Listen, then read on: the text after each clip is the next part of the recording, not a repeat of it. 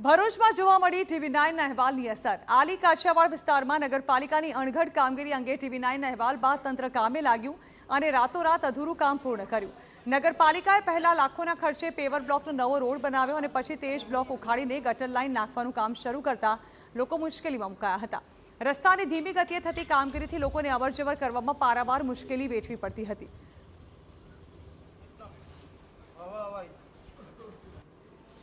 તો મંથર ગતિએ ચાલતી પેવર બ્લોક રોડની કામગીરીના કારણે સ્થાનિકો મુશ્કેલીમાં મુકાયા હતા।